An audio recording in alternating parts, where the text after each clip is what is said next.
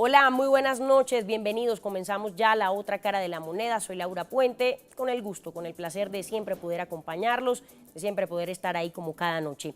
Están en pantalla nuestras cuentas en las redes sociales para que ustedes puedan participar, como siempre, del programa, para que nos envíen sus mensajes, sus preguntas. Hoy vamos a tener un diálogo con Francisco Barbosa. Ustedes lo conocen, ha estado en varias oportunidades en este programa, pero ahora en calidad de alto consejero presidencial de Derechos Humanos y Asuntos Internacionales. Muchas gracias, Francisco, de verdad que qué gusto que nos acompañe nuevamente por acá. Bueno, muchas gracias, Laura, a usted, a la audiencia, y es un placer estar aquí ya al frente en esta consejería, hablando de temas de derechos humanos, de asuntos internacionales que tanto le interesan al país. Claro que sí, y son varios los aspectos que quisiéramos entonces entrar a abordar. Ya son 30 días de este nuevo gobierno y empezar por eso, cómo encontró las cosas, qué se encontró, el tema de los líderes sociales en nuestro país, de derechos humanos que sigue preocupando también.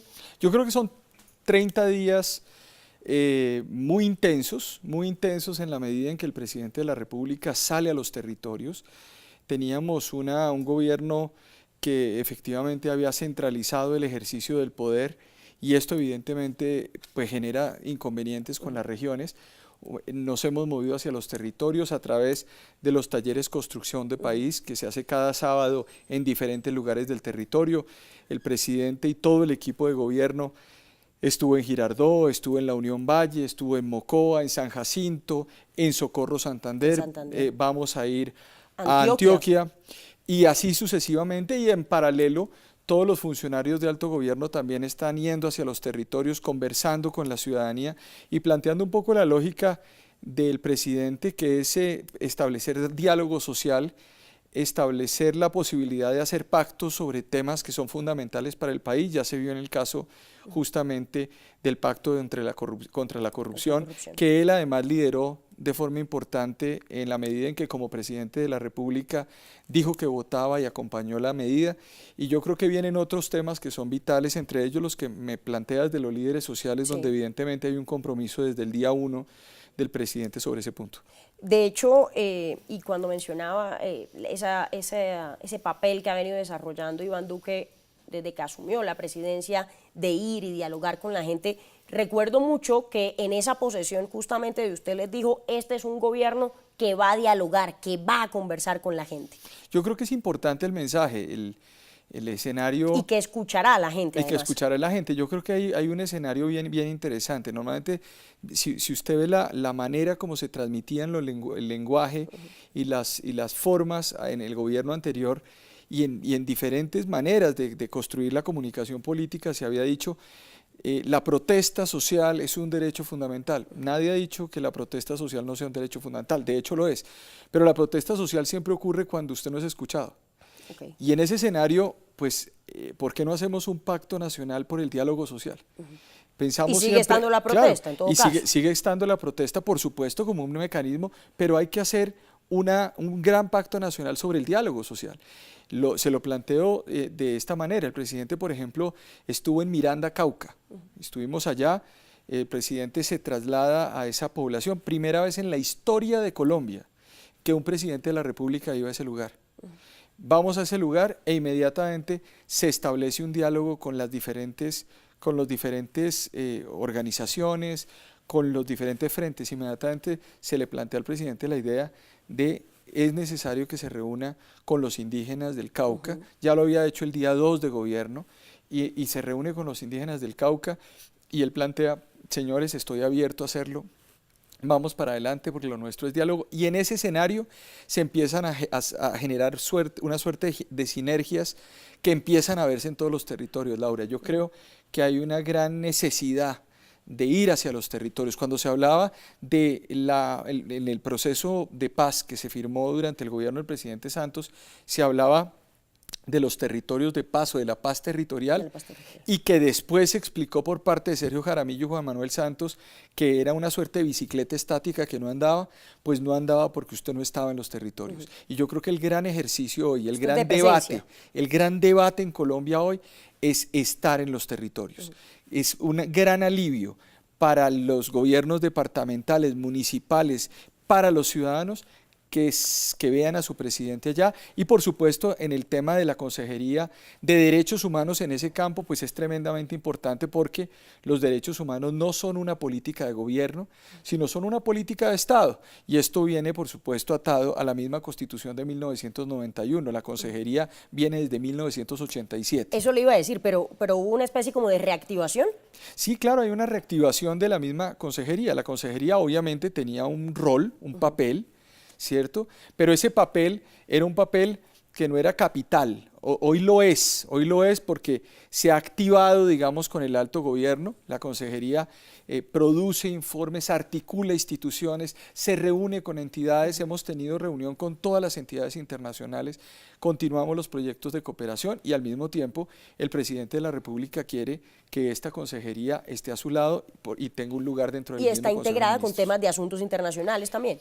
Ese es el otro campo, sí, el campo de los asuntos internacionales. Ahí hay unas grandes tareas y esas tareas son efectivamente acompañar al presidente en algunos de esos temas, articulado todo esto con la labor del señor canciller Carlos Holmes Trujillo, con quien, por ejemplo, hace 4 días estuvimos en las fronteras con Venezuela, en 2 fronteras con Venezuela, en la Alta Guajira, y por supuesto que estuvimos en el Puente Simón Bolívar, en Villa del Rosario, cerca de la frontera en Cúcuta, cerca de Venezuela, y allí analizamos en puntos de mando unificados, donde son una especie de reuniones, para que la gente entienda, en donde se establecen todas las autoridades locales, departamentales y los diferentes organismos, y se plantea exactamente el día a día de la gestión de la crisis. Esto evidentemente pone en sintonía a un gobierno que llega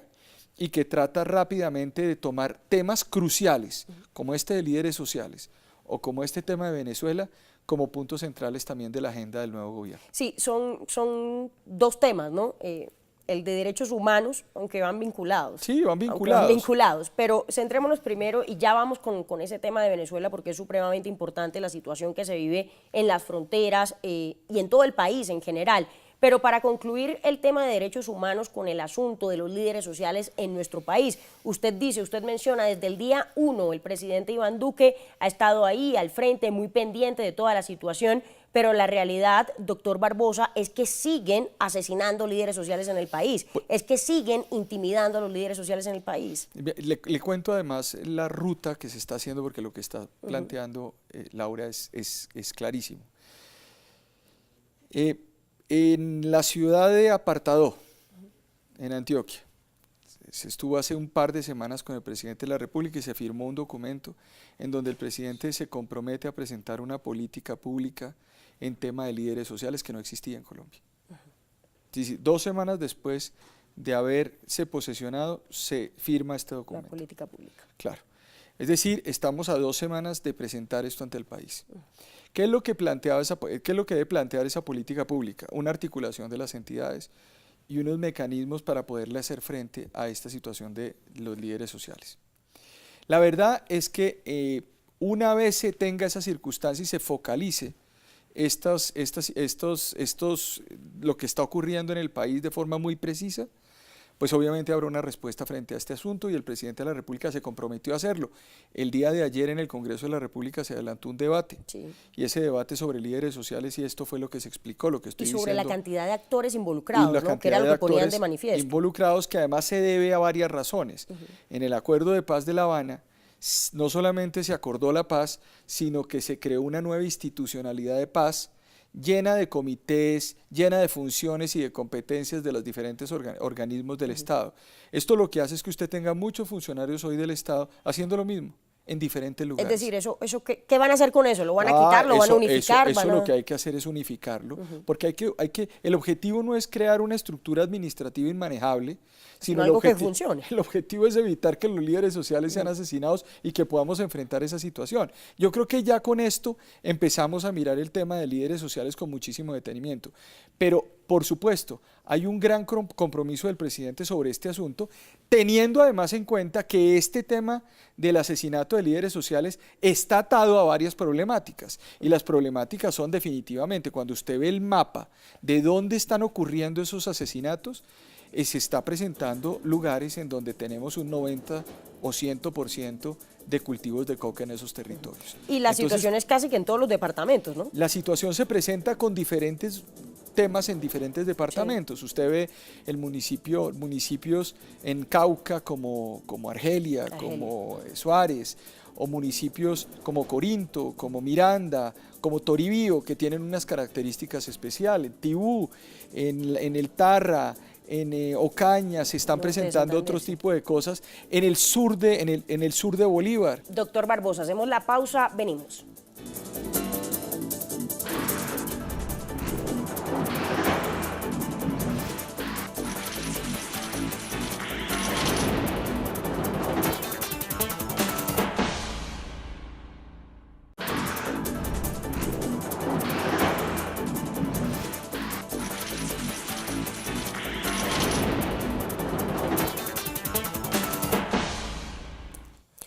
Mil gracias a quienes continúan ahí, a quienes nos sintonizan también a esta hora de la noche, en la otra cara de la moneda, a quienes apenas se conectan. Estamos conversando esta noche con Johanna Jiménez, hija de la ex senadora Gilma Jiménez, una mujer abanderada por la causa, por la lucha de los derechos de los niños en nuestro país. En este segmento nos vamos a concentrar en el tema de en qué quedó ese referendo o esa iniciativa o esa propuesta, incluso que el presidente Iván Duque mencionó en campaña y que va en la línea, en la dirección de la prisión perpetua para violadores de niños. Cuéntenos usted propiamente, nos dijo antes de que tenía buenas noticias. Violadores y asesinos de niños. Eso tiene una historia, Laura, si me lo permiten contar rápidamente, claro. Y es el presidente Iván Duque. El año pasado yo hice el referendo, salí a las calles del país a recoger las firmas. Acordamos, sí. Acá estuve promocionando el referendo. Sí.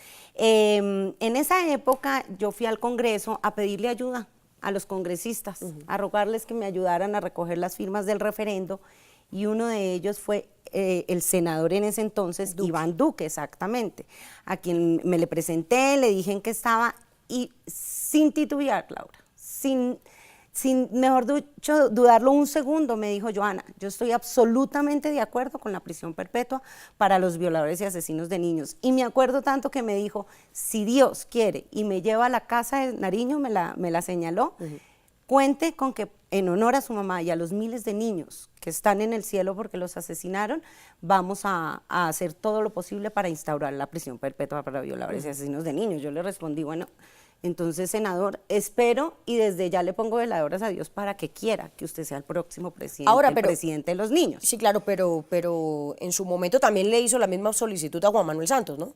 Exactamente. 4 años antes, yo le había dicho al presidente Juan Manuel Santos en su despacho, mirándolo a los ojos, le dije: me voy a apoyar con el referendo de prisión perpetua, mi único fin es continuar con este legado de mi mamá Gilma Jiménez. Y el presidente, mirándome a los ojos, el presidente Santos, me dijo: sí, Johanna, se lo prometo, cuente con eso, vamos por ese referendo. Utilizó el referendo en campaña reeleccionista y le funcionó. Y después en campaña, cuando yo lancé el referendo, me encontré... ¿Se desapareció? No, una sorpresa fue en una emisora, alguien le preguntó y él contestó: yo no soy muy amigo de las prisiones perpetuas, pero yo no me voy a interponer ni para mal ni para bien. Se echó para atrás, le incumplió a los niños, qué tristeza. Y debo decirlo, y a veces me dicen que es muy duro, pero es la realidad. Presidente Juan Manuel Santos pasará a la historia en este país por ser el presidente más indolente e indiferente con los niños colombianos. Bueno, pero aquí tomando una frase del presidente Duque, sin espejo retrovisor, este gobierno, ¿qué le propone? ¿Qué le dice? Perfecto, el candidato Iván Duque en campaña lo dijo muchas veces y el día de su posesión, gracias a Dios, se ratificó. Sí. Y en el discurso de posesión, eso le iba a decir, lo dijo en el discurso de posesión, lo dijo en el discurso de primera vuelta, recuerdo también, y lo mencionó muchas veces. Fíjese que en campaña lo escuchamos y lo mencionaba. Así era, lo mencionaba muchas veces, y cada vez que tenemos, por ejemplo, el día del fallo de la Corte, que ahorita hablamos del tema del fallo de la Corte, reiteró el tema. Reiteró que si teníamos que buscar la manera de poder castigar hasta con prisión perpetua a los violadores de niños, lo íbamos a hacer. Tuve la suerte de encontrarme con el presidente Iván Duque la semana pasada en el Congreso, nos cruzamos, le dije, por favor, dígame algo de la prisión perpetua, y me contestó, Johanna, ya de instrucciones estamos trabajando. Eso le iba a preguntar, ¿qué quiere decir estamos trabajando en eso? ¿Qué quiere decir eso? La buena noticia es que ya me reuní en el Ministerio del Interior con una persona de la parte jurídica del Ministerio y empezamos a mirar el documento que se va a presentar como proyecto de ley. Es decir, ya no hay referendo, es un proyecto que va a ser radicado en el Congreso. Estábamos mirando el proyecto de ley, pero sí va a ser vía referendo. Esa es la súper buena noticia. Logramos que el presidente entendiera la importancia que sea vía referendo. Es que el referendo se puede presentar de dos maneras. El referendo de participación ciudadana, que es cuando recogemos las firmas y lo llevamos ante el Congreso, o el referendo vía proyecto de gobierno. El gobierno sí puede presentar un proyecto de ley vía referendo y lo último que hacemos es salir a las urnas a votar por nuestros niños. Ahora, Johanna, pero ha dicho este gobierno, y no estoy siendo pesimista ni más faltaba, pero que es un gobierno que no tiene plata, que no tiene los recursos. ¿Sí están garantizados los recursos para ese referendo? El presidente, eso es lo que estamos mirando. Ya tuvimos la primera reunión la semana pasada con el Ministerio en el Ministerio del Interior y estamos mirando todos esos detalles, cómo va a ser. El presidente Iván Duque en una de sus intervenciones hablando de la prisión perpetua, al frente de todos los alcaldes del país, propuso que fuera a puertas de las elecciones regionales. Que hay un ambiente político en el del país. año entrante. Y yo también creo que lo que él estaba pensando, creo yo, no lo he podido hablar con él, es que logremos evitarnos doble gasto y con la misma infraestructura de las elecciones regionales aprovecharlas para poder votar el referendo. Ojo, no podríamos votarlo el mismo día porque la ley no nos permite, no se puede. pero sí un día anterior, por ejemplo. Entonces yo digo el sábado votar el referendo de los niños, salir a votar por los niños y el domingo salir a votar por nuestros gobernadores y alcaldes. Claro, hay un ambiente político y además de eso está la infraestructura, que es lo que más cuesta. Que nos ahorraríamos ese monto que tanto les duele a muchos. De hecho,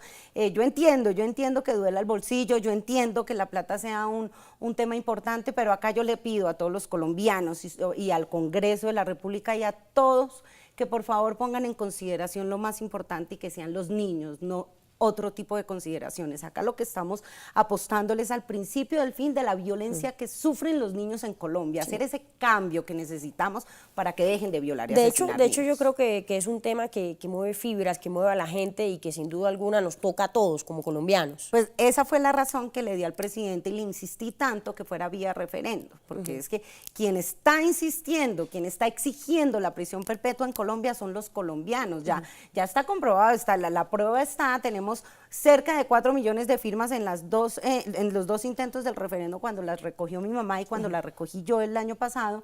Ya está más que comprobado que la voluntad del pueblo colombiano es que exista la prisión perpetua para los zampones que se meten con nuestros niños. De hecho, la estábamos viendo recientemente con el caso desgarrador, conmovedor de Sarita, de la niña Salazar. Exactamente, y esa condena contra los padrinos. Sí, es que es increíble. La condena fue 39 años de prisión para la madrina y 13 años de prisión para el compañero de la madrina. Es absolutamente irrisoria la condena. O sea, yo no entiendo qué más le tienen que hacer a nuestros niños para que la justicia colombiana hoy cumpla con la máxima condena que existe en Colombia. Los 60 años. 60 años de prisión. Ahora, ¿cuál es la diferencia, por ejemplo? Para allá voy, exactamente, ¿sí? Entre los 60 y... No. Para dar la condena yo me pregunto primero, ¿cuál es la diferencia entre el ampón Rafael Uribe Noguera, que le hizo todo lo que le hizo a nuestra pequeña de 7 años, Juliana Zamboní, cuál es la diferencia entre los zampones que le hicieron lo que le hicieron a Sarita Salazar? Las dos niñas vivieron exactamente la misma tragedia, el mismo infierno. Tortura, abuso sexual, violaciones, sistemático, ¿no? Lo de Sarita Salazar fue sistemático, había golpes anteriores, la niña tenía fracturas anteriores, o sea, fue torturada durante meses. Durante todo este tiempo que estuvo. Y le dieron menos condena que a la de Rafael Uribe Noguera, ahí es donde yo no entiendo, no aplicaron feminicidio, tengo entendido, creo, no sé qué pasa con las condenas, no sé qué hacen los jueces para medir. Pero depende también de cada juez, ¿no? Sí, pero ese es el error. En Colombia no puede existir que dependa de lo que piense cada juez. O sea, la ley tiene que ser una para todos. Si pasó esto, la ley condena con tantos años, punto. Si este decidió a cometer ese delito, pues ya sabemos cuántos años tiene que tener. Y eso es lo que tiene la prisión perpetua. Aquí no va a haber pierde. El violador y asesinos, el que viole o asesine a un niño, se va y se pudre en una cárcel. Eso le iba a preguntar, ¿es por eso que insisten en la prisión perpetua? Porque 60 años es casi que toda una vida, para una persona que tenga 30, 40 años más o menos. Sí, eso dicen, por ejemplo, los pocos opositores de la prisión perpetua, por suerte son pocos, pero han hecho bastante daño y ruido. Eso es uno de los argumentos. Sí, los hay. Y siguen estando en el Congreso. Pero le iba a decir, ¿hay opositores a esa idea o a que usted sea el Centro Democrático? No, hay opositores a esa idea porque son los mismos opositores que fueron desde la época de Gilma Jiménez. Mi mamá era del Partido Verde, por ejemplo. Es más, los opositores que mi mamá tuvo los encontró dentro de su propio partido. Entonces, yo creo que a la prisión perpetua como tal, y también debe haber resistencias, depende del partido que uno sea. Por suerte yo no soy senadora, soy una feliz quemada. Yo no gané y soy una feliz quemada. ¿Ya se ríe de eso? Sí, no, claro. Y si al fin fuera una curul en el Congreso, realmente eso me trasnocharía y sería terrible. No, al otro día de las elecciones, cuando ya supe que no era senadora, dije, bueno, acá no hay tiempo que perder, acá siguen violando y asesinando niñas, y mientras eso siga pasando, yo tengo mucho que hacer. ¿Desde dónde? Desde donde Dios permita que yo esté para poder ayudar a las víctimas. Y ese sí es el verdadero objetivo. Y poder poner ese grano de arena, ese principio del fin, como lo decimos con el referendo. Los 60 años son 60 años, pero entre otras, Laura, 60 años no se cumplen. No es cierto. Primero que todo, no hay un solo violador ni asesino de niños que esté condenado a 60 años de prisión. Entonces, eso ya por sí solo desmiente que los 60 años sean suficientes, como dicen los opositores de la prisión perpetua. Pero segundo, ellos tienen unos beneficios, a pesar de que hay quienes digan que no. Los beneficios que ya no tienen es por aceptar cargos, y eso que, como llamo yo, beneficios antes de la condena y beneficios después de la condena. Los de antes es que yo negocio con la fiscalía, acepto cargos, esos son los que ya no tienen y realmente no los tienen. Pero los que tienen después los siguen teniendo, tanto violadores como asesinos de niños y como cualquier persona que infrinja la ley en Colombia. Sí, claro, por buen comportamiento y ese tipo de cosas. Me porto bien, estudio, trabajo, enseño lo que sé, y por cada 3 días de esas maravillas que hacen en la cárcel, pues les rebajan un día de condena. Entonces no se cumple esa condena. Acá lo que va a pasar con la prisión perpetua cuando la reglamentemos es que es prisión perpetua y no tienen ningún tipo de beneficios. Repito, a lo que se apunta es a que violador y asesinos de niños se va y se pudre en la cárcel. Johanna, muchas gracias de verdad por su tiempo esta noche aquí en La Otra Cara de la Moneda, por haber venido, por habernos expuesto todos esos argumentos y además por habernos contado lo que tiene que ver con ese referendo. Ya veremos a ver qué es lo que pasa, muy pronto, qué es lo que sucede con eso. Pero claro que sí, vamos a estar ahí muy pendientes del tema, del asunto. Laura, gracias a ustedes por esta oportunidad. Hay mucho que decir y que este sea un homenaje a Sarita Salazar con la condena que le dieron a ellos, a Jenny Catherine Huertas, a Luis Santiago, a Juliana Zambonía, a Miguel Ángel, a todos los miles de niños que hemos sido incapaces de proteger y que están en el cielo. Por ellos es que no vamos a parar y en Colombia va a existir la prisión perpetua. Que está en el cielo y que recordamos, así es. Muchas gracias a ustedes también, televidentes. Gracias como siempre por su sintonía con La Otra Cara de la Moneda. Feliz noche, tengan todos.